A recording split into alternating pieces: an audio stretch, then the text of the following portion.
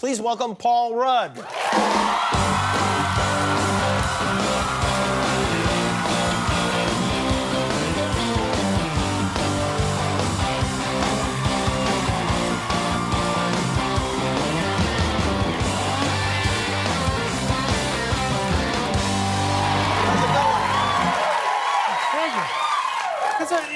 There's a split second when you know the thing's going up. Yeah?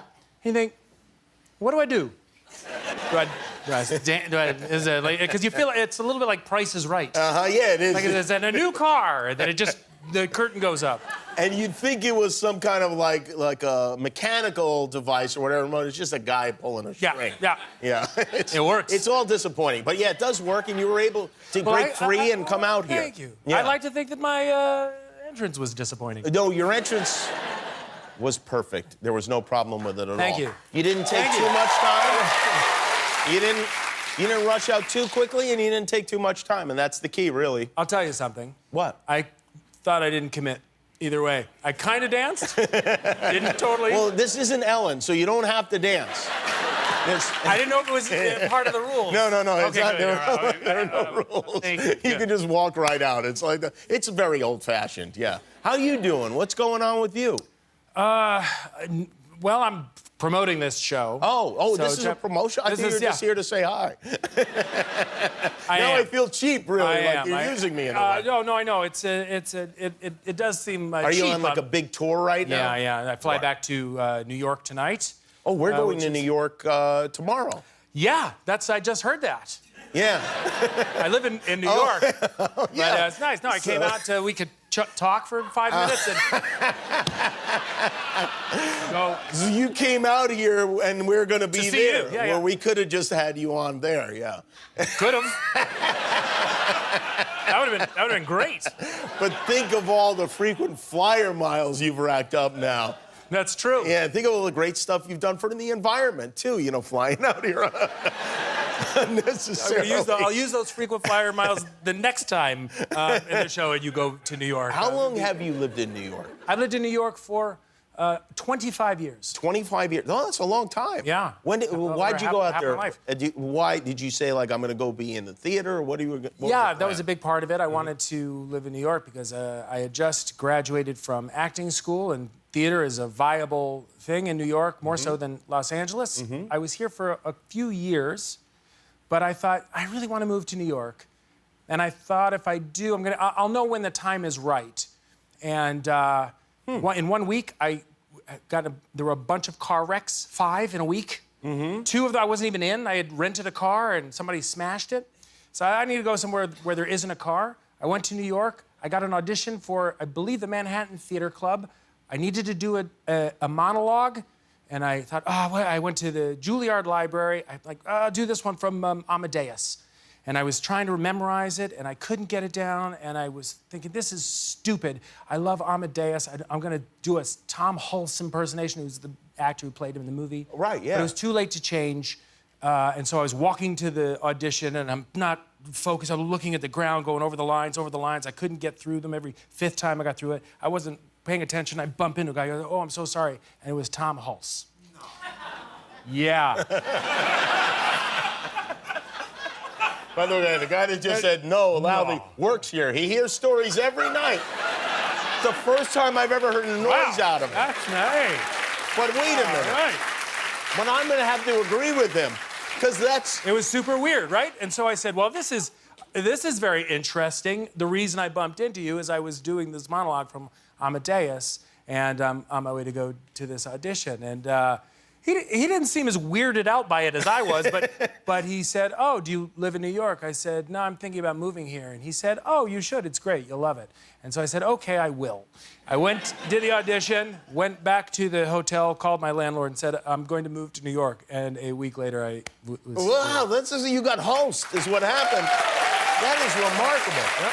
Have you seen, since that time, have you seen Tom Hulce anywhere and spoken to him about this? One other time, a few years later, he was directing a play. Oh. He was working out of Seattle, and I auditioned for the play. Wow, how about that? Yeah. That's pretty crazy. Yeah, great and actor. Now you're Ant-Man. And a great director. And now I wonder if he knows that you're Ant-Man.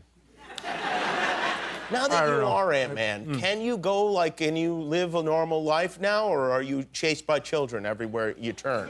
I think I can live a normal life, but I do hear, yo, Ant-Man. I hear that a lot. And I'm assuming they're talking about the movie. I don't want to be presumptuous. And next you're going to be in the Ghostbusters movie, which is going to make it, I mean, now it's going to go from Ant-Man to Ghostbusters all the time. Oh, man, who you going to call? Have you shot that already? I just finished, like about 2 weeks ago. So you know the whole thing? I do. Tell us everything. Tell us what's going on. I'll tell you one thing. I'll tell you one thing that's pretty great. Okay. Because I think fans of the original will like the film. It exists in the world, you know. But that movie was directed by Ivan Reitman, as many people know. Yes. This film was written and directed by Jason Reitman, who's a great filmmaker in his own right. But now he's kind of, you know, it's he did now Juno it's and a bunch of. That's right. And now it's kind of it's like the family it's business. son of Ghostbusters now. Wow. Yeah. That's pretty great. Yeah, it's kind of, there's something special about that. Was it cool working with Dan Aykroyd and Bill Murray? I figured I'd throw it out and see what happens. By the way, well done. How about Ernie Hudson? You guys I bet you guys got along well. I don't know. Nothing, huh? No, nothing, yeah. What could they do Isn't to it terrible that now we've come to this place where we're talking about movies, but we can't talk about anything? You can't talk about anything. It's like Marvel, I can't say anything in the past. I'm like, I could never tell anybody I was Ant-Man. Now, the only thing I can tell you about Ghostbusters is it's directed by Jason Reitman. There's ghosts in it, though, right? I mean, there's more to it than just that. That is the funny thing. No. Is it set in New York? Do we know that? I know that. I know the answer to that. Well, now we know that, I guess. Yes. All right. Well, wow. Yeah, I didn't mean I know that it's set in New York. I mean, like, I know the answer to that question. I saw your new show, by the way, and I very much enjoyed it. And Thank you. We're going to show a clip and discuss it. But the concept is your character is cloned. Right. And now there's two of you. Yeah. Because I don't want to ruin this either, but can I say why there are two of you or no? Even if you can't, let's just. I'm so tired of keeping secrets. Yes, you know what? Let's show the clip. Let's take a break. We'll show the clip, and then we're going to tell everything. We're going to say who's in Ghostbusters. We're going to talk about the next Ant-Man, the Avengers. Is Robert Downey Jr. really dead? Paul Rudd will reveal all when we return. We'll be right back. We offer our sincere apologies. Well, I'm sorry, but you know what? Somehow that seems just a little insufficient. I mean, at the minimum, I should get a refund. Sorry, no refunds. Corporate policy. Hey, are you gonna add anything to this, huh? Or are you just gonna sit there? This isn't real, right? I mean, this is some kind of trick. No. So, who's the clone? You. That's Paul Rudd and Living with Yourself. It premieres tomorrow on Netflix, and okay, I have a lot of questions. Well, first of all, do you get paid double for playing two characters, or is it just one salary? No, it's just one. You should get twice. Secondly, I was watching this this TV show, and I really, it excited me thinking about having another one of me. And, I just thought, yeah. And maybe it makes me sound like an egotist, but I would love to have another one of me. What would you do? Who would do the show? We'd trade off, you know? Nice. Masturbation would be weird. But just to have another me to hang out with. But no, I think it would be a fun thing. But I will say this. There's the opening scene of the show is, and I hope I'm not ruining anything, but I am going to ruin something. You are one of your your real self is buried under the earth and is clawing out of a shallow grave. Mm-hmm. And you got a bag over your head. It's disturbing, isn't it? And this to me looked like the worst thing anyone would ever have to do. Was this terrible? It was horrible. Yeah, it looks horrible. I read this in the script and thought, oh, what a striking opening. It's really, that's a really cool way to open the show. And I stupidly didn't think about what it would be like to film it. Uh-huh. Because I'm also just wearing a diaper as well. But we showed up, That was kind of at the beginning of the shoot. And I walked to set, which was just in a public park, by the way. And Really? yeah. People are riding their bikes. I'm in a diaper getting into a grave. Yeah. I saw this open grave, and I thought, oh. And then I said, well, what's that? And there was a tube sticking out into the grave. And they said, well, we have to bury you, so you have to put your mouth over that like a snorkel, otherwise I wouldn't be able to breathe.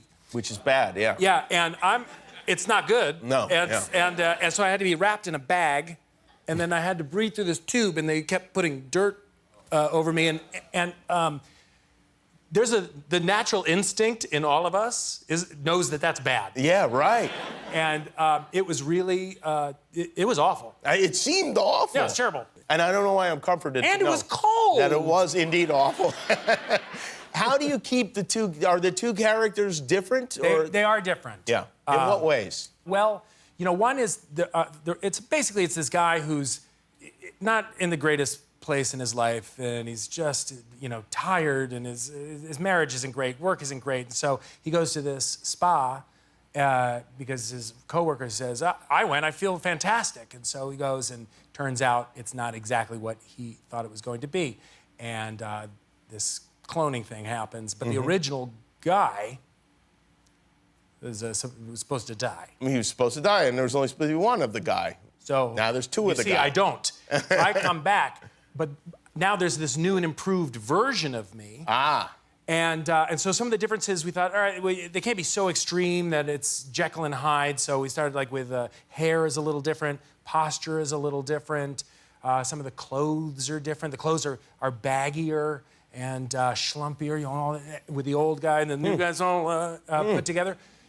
I had a really embarrassing moment because I was getting, you know, I get really into it. I'm really focused. And when I was playing the new version, there was a scene we were doing, and you know, I'm all tucked in and put together, and I'm thinking about the scene, and something that a trick you could do to tuck in your shirt, instead of tucking your shirt in like this, I will unzip my fly, and I reach in, I pull down the front of my shirt. I do that too. Cleto Sr. taught me how to do it. That's the greatest thing. But I'm sitting there going, trying to think, and I'm pulling the shirt with my hand down my fly, and I looked up, I realized, oh, there's 30 people in the scene, and they were all just looking at me laughing because it was the grossest, most pornographic image I realized. You know, hand down my pants, going, you know. So like, the difference between the two characters is one touches himself in public. Well, that's why I was interested in the masturbation. Fall Rudd, everybody. Living with Yourself premieres tomorrow on Netflix. We'll be right back. If you like that video, click subscribe, and we'll be together until one of us dies.